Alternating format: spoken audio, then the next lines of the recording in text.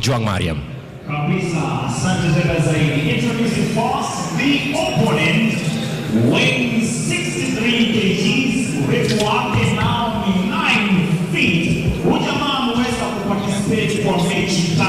Moja aliweza kushinda kwa kishindo tena zaidi, lakini 2 zikamlemea na kwenda kwa jina Jason Kiriki on the blue corner, aka the Eagle. Wapi makofi the Eagle.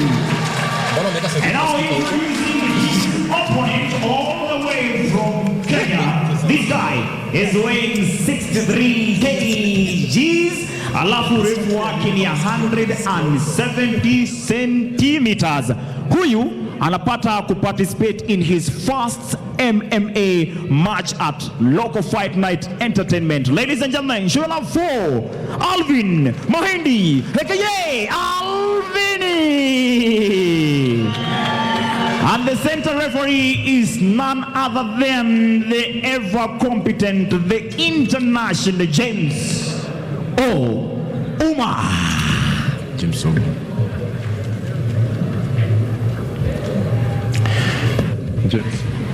James Ouma is our referee. It's Alvin Mahindi in blue trunks, red trunks for Jackson Kiriki. The instructions there from the referee, the fighters going their separate ways. Round number 1, Jason Kiriki versus Alvin Mahindi. 3 rounds of fighting, 3 minutes each, featherweight bout. Here we go, round 1.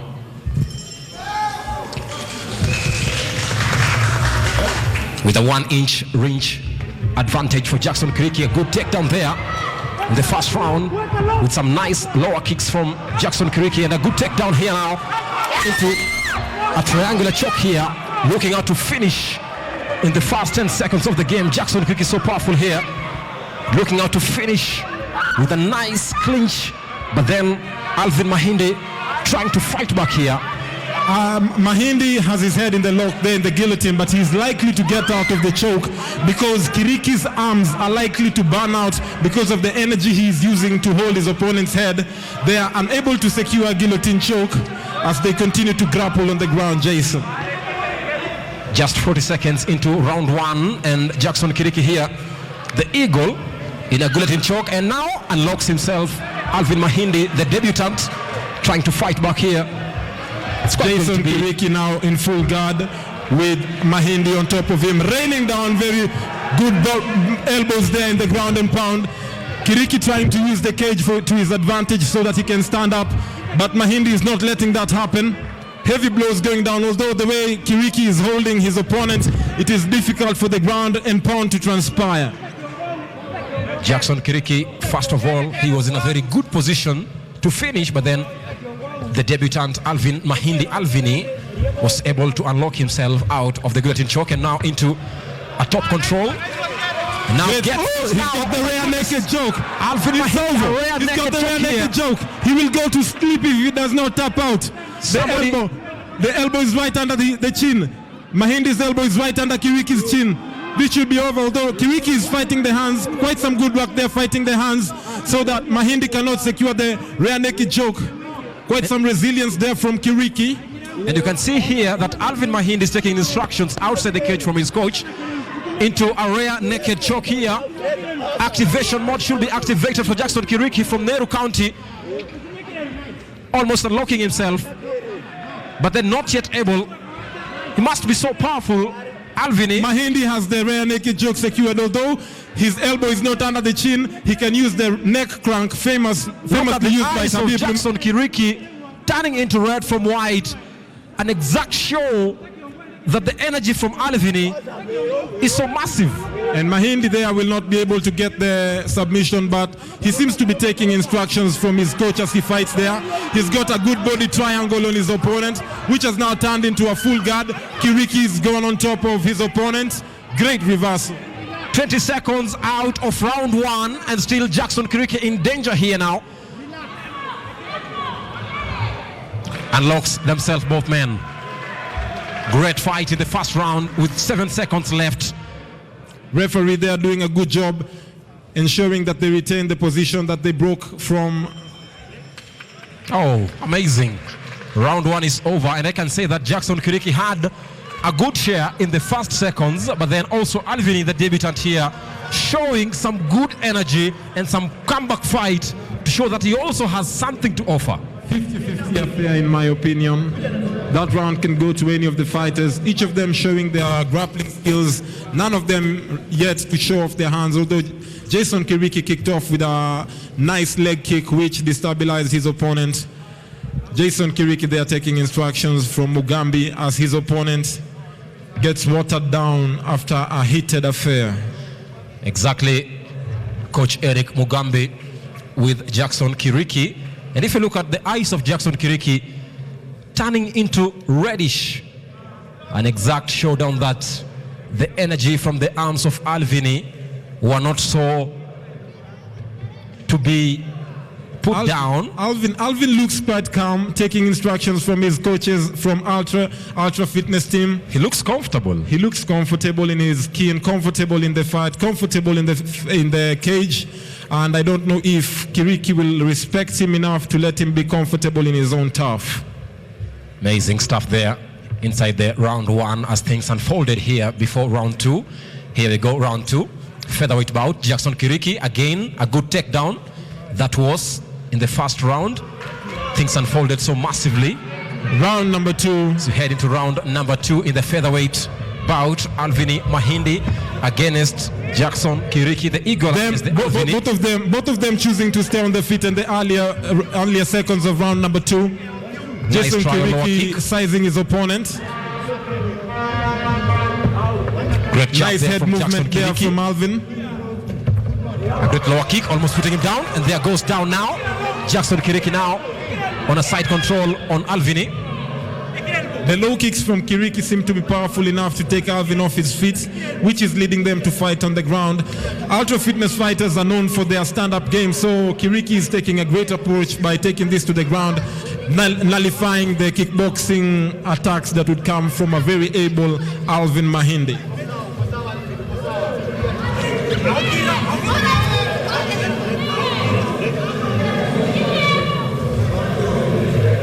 Unlocked. Lost his mouth guard there. It was kind of something so dangerous for Alvin. Timekeeper lose his mouth guard. Timekeeper forgetting to pause the time halfway into round number 2. Eric Mugambi there telling Kiriki to use more of his elbows in the attack. Great coaching. A restart in the second round. Great flying kick from Jackson Kiriki, but then nice, also powerful. Great hand movement from Jackson Kiriki. Alvin Omondi with some nice good head movement. Looking telegraphing. Jason Kiriki is telegraphing his punches so Alvin can see them coming from a mile away. Great head movement again from Alvin, getting out of the way of the straight punches. Kiriki throwing randomly and not actually setting up his kicks and his punches so that Jason Kiriki, Alvin looks ready for him, although the clinching and the takedowns are nullifying any attacks that Alvin would do. Looking out for another guillotine choke for Alvin. The debutant gets a takedown. Side control from Jackson Kiriki inside with some nice right hands and left hands from Jackson Kiriki here, the eagle. Both men look to be so tired in the second round. It's a tiring affair. 6 minutes of fighting is not an easy affair. Jason Kiriki making good use of side control, trying to get a guillotine choke under the instruction of Mr. Mugambi there. And this could be a moment of finishing here for Jackson Kiriki. Not likely because Alvin has both of his hands on Kiriki's hands. So although Kiriki has him secured, Alvin seems very comfortable in that position, waiting for the time to run down at 18 seconds into round number 2. 18 seconds away from the end of round number 2. 10 seconds now. Final 10 seconds here in the featherweight bout in the second round. Who will emerge top of the other? They seem to be still in a clinch, and time over in the second round. Heading into the third round, we can say 50-50 still? Still a 50-50 affair, Jason. You know, it had skipped my mind that we are dealing with Jason Sagini and Jason Kiriki. Oh my goodness. A namesake Earlier on in the second round, Jackson Kiriki trying some left-right hands there. Both men throwing their hands, but they're not able to target each other here. Good right hand from Jackson Kiriki. Tried a hook from Alvin, missed one, then into a clinch. They're trying to look for a guillotine choke from Alvin to Jackson, but then they're not able there. Looking into the third round, and you can say from Jackson Kiriki's lungs, he must have had a good show from Alvin. Yes, both of them are breathing heavy. Heavy breathing from the mouth from Mr. Alvin Mahindi, confirming from his coaches that that is just round number 2. Seems ready for round number 3, but the heavy breathing could be a disadvantage for him. Mr. Kiriki is a well-conditioned fighter, more experienced in his third Lfne fight. Third round, the final round. If not a KO, a TKO. If not a TKO, a submission. If not a submission, a unanimous decision. Nice hand movement from Alvin into a clinch on the fence of the octagon. Looking for a takedown. He gets it. The blue trunks here. Alvin. Great strategy from Jackson Kiriki, staying off the feet against a dangerous opponent known for his hands and his kicks. Great punches on the floor of the octagon here from Jackson Kiriki. The blue trunks, but then Alvin also tries to fight back. Nice left. A good mount here. The similarity of the trunks, Jason, forces me to talk more about their gloves.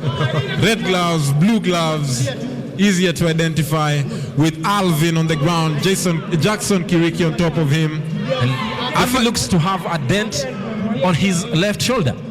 Yes, he seems to have sustained an injury during training, but not an injury that can prevent him from participating. All these Lfne fighters go through medicals before they enter the Lfne cage. Time must be of essence here for both men. They seem to have the same skill of grappling and pounding on the floor of the octagon. A great show from both teams. Now the people from Ultra Fitness know what the Lfne fighters offer, as the Lfne fighters now know that the Ultra Fitness competitors are not a walk in the park. They are more like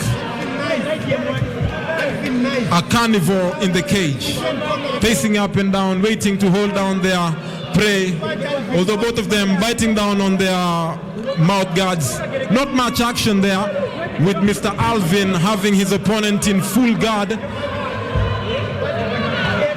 Alvin tries to make sure that he's in control of the game just to end the final 48 seconds or so. 48 seconds is a very long time inside the Lfne cage. And anything can happen here. Submission can be thrown at any moment. Massive ground and pound can be thrown at any moment, ending the fight. These are the things we expect in the Lfne cage. Great angles from our production team there. And this is a good position for Alvin to try and look for a triangular choke. But then Jackson Kiriki not letting anything loose. Final 10 seconds of the featherweight bout. Still on a ground and pound. It's over here. Time is over. Now still 50-50 for Alvin and the Eagle Jackson Kiriki in the first bout of the Lfne 6 for Jackson Kiriki and Alvin Mahindi, the debutant. And we can say that it was so a quite fair affair. Yes, evenly matched. Both of the fighters gave what they had. As we can see there in the replays, Jackson Kiriki was able to get a takedown while his opponent was able to put him in full guard, trying to throw a triangle there, but was unable to secure it. The coach from Ultra Fitness there instructing his fighter while he was on the ground. He was so good in takedowns from the first round, but then his power was not so enough. Then into the Great sportsmanship there as the fighters shake hands, appreciating each other's work. These fighters end up respecting each other because once you have fought someone, that is an eternal bond. Sweat, blood, and tears involved. And now to get the final decision of the cage, Mariam Ojwang is with the official decision from the judges. Thank you very much. Bado tunangoja the official results. Kumbuka, we have more than 4 referees and timekeeper because everything is professional in here. At the center referee has been James Ouma. We have other judges, Kennedy Kopala, we have Peter Karanja, we have Alphonse Wanzala as a judge, and also we've been having Teresia Njoki as our timekeeper. Kumbuka hawa wote ni majaji na kila mtu akona zake zile ameandika na lazima ahakikisha kwamba wanaziunganisha alafu tupate mshindi ni nani. Mechi ambayo imekuwa hapo hivyo imekuwa ni tamu tena zaidi, imekuwa ni featherweight category, noma tena zaidi. Alvin Mahindi aka Alvini akiwa ana make debut, yani ilikuwa ni vita yake ya kwanza hapo hivyo. Kiriki mnamjua, ameweza kuparticipate kwa michezo kadhaa na yote imekuwa shwari.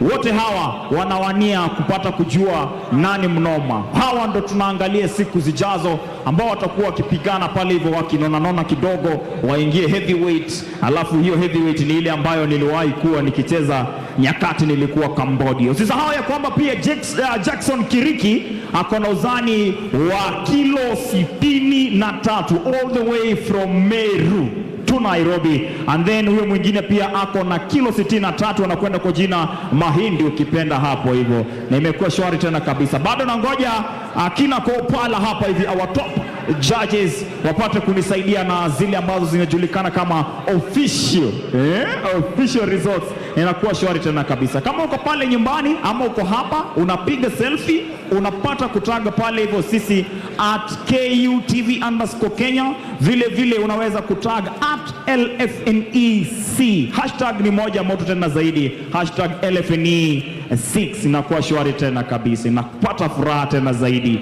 Yeah, still waiting for the judges na imekuwa shwari tena kabisa. Pengine naweza kukupitishia uzani na urefu wa hawa magwiji ambao tumekuwa na hao hapa hivi, na usisahau kama vile ambavyo tumesema ya kwamba mtu kama vile Mahindi hapo hivyo, najua kuna siku moja ataacha kujiita Alvini ajiite the bone, kama vile watu kama vile Iva the boneless, alafu inakuwa shwari tena kabisa. Huyu Mahindi anakwenda kwa miaka yake imekuwa ni miaka 23. Just imagine, 23 years of age, weighing 63 kgs, height 170 centimeters. And now, ladies and gentlemen, introducing the winner, courtesy of the judges. Ladies and gentlemen, I don't know if you're ready for this. On the red corner with 72 points, give it up for Alvin Mahindi. And on the blue corner with 72 points, give it up for Jackson Kiriki. And now, as per the judge's decision, this match is a draw.